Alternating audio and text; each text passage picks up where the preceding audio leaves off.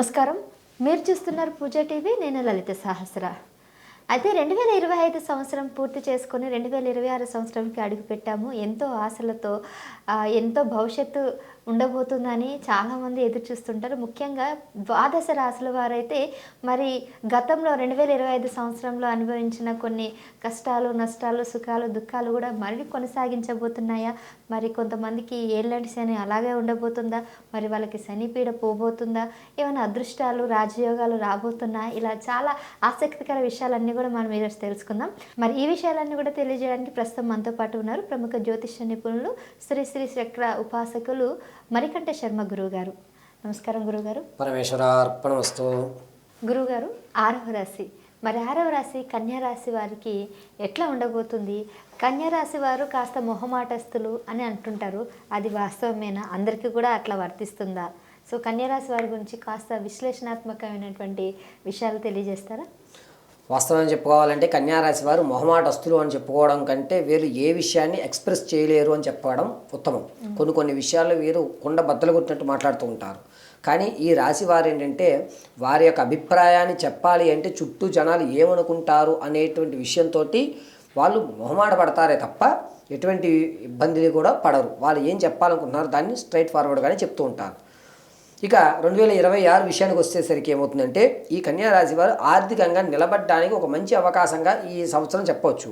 అందులోనూ ఫిబ్రవరి 8వ తారీఖు నుంచి ప్రారంభం చేసుకుని మే వరకు కూడా వీరు ఏ రంగాల్లో అయినా చేపడితే పట్టింది బంగారం అవుతుంది.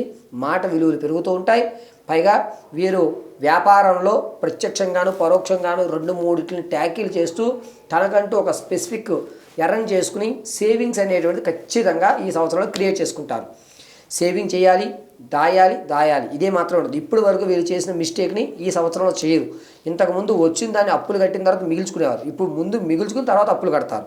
ఈ యొక్క స్ట్రాటజీని 2026లో కన్యా రాశి వారు ఫిబ్రవరి 12వ తారీఖు నుంచి అవలంబించుకుంటూ ఉంటారు. పైగా కన్యారాశి వారు ఇంతకు ముందు వారితో పోల్చుకుంటే ఇప్పుడు వీరు మాట తీరు చాలా షార్ప్గా ఉంటుంది. ఎదుటి వ్యక్తి 10 ప్రశ్నలు అడిగితే ఒకటే సమాధానం చెప్తూ ఉంటారు.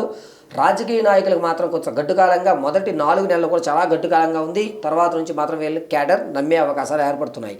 విద్యార్థులకు వచ్చేసరికి 2026 జనవరి 18వ తారీఖు నుంచి ప్రారంభం చేసుకుని ఏప్రిల్ 23 వరకు కూడా ఇతర యావిగేషన్ల మీద దృష్టి సారించి చదువు మీద శ్రద్ధ కొంచెం తగ్గిస్తూ ఉంటారు. కాబట్టి వీరు దక్షిణామూర్తిని ఆరాధన చేయడం చాలా ఉత్తమమైనటువంటి విషయం కన్యారాశి వారికి. 2026లో కన్యారాశి వారి భార్యాభర్తల మధ్య కీచులాట్లు ఏవైతే ఉంటాయో ఆ కీచులాట్లు అనేటువంటివి పెరుగుతాయి.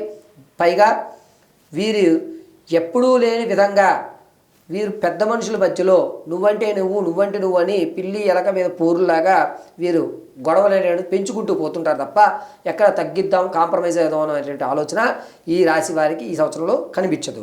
పైగా కోర్టుకు సంబంధించిన వ్యవస్థలు ఏవైతే ఉన్నాయో ఆకస్మిక ధనం ఏదైతే ఉందో అది రావడానికి చాలా తక్కువ అవకాశాలు లభిస్తున్నాయి.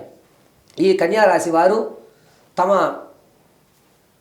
పూర్వీకుల నుంచి సంభవించేటువంటి ఆస్తిని ఎలాగైనా దక్కించుకోవాలి అని చెప్పి కొన్ని కారణాల వల్ల ఈ ఫిబ్రవరి నుంచి జూలై వరకు కూడా తన శత్రువులతో కూడా మిత్రత్వం చేయడానికి ఎట్టి పరిస్థితుల్లోనూ వెనకాడు వేయకుండా వాళ్ళతో స్నేహాలు చేస్తూ ఉంటారు.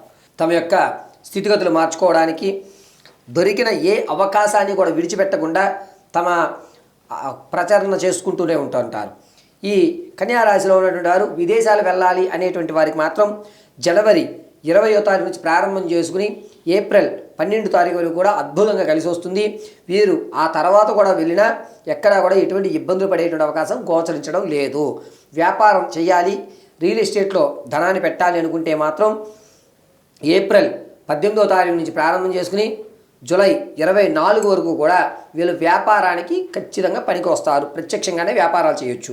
ఎటువంటి వ్యాపారాలు చేయాలి అని అంటే నీటికి సంబంధించి కానీ ఈ లిక్విడ్స్ యాసిడ్స్ కానీ సాల్ట్ వాటర్స్కి సంబంధించి కానీ సోడా వాటర్కి సంబంధించి కానీ ఇటువంటి గ్యాస్కి సంబంధించి వ్యవస్థలు చేయడానికి, అదేవిధంగా పూజా సామాగ్రి ఏర్పాటు చేసుకోవడానికి వీళ్ళకి అద్భుతంగా కలిసి వచ్చేటువంటి అవకాశం ఏర్పడుతుంది. కన్యారాశి వారు తమ యొక్క పూర్వం విడిచిపెట్టినటువంటి శత్రువు ఎవరైతే ఉన్నారో అతనితో మళ్ళా మిత్రత్వం ఏర్పరచుకుని తనకు ఏది కావాలో దాన్ని అందిపుచ్చుకునేటువంటి అవకాశం ఏర్పడుతుంది.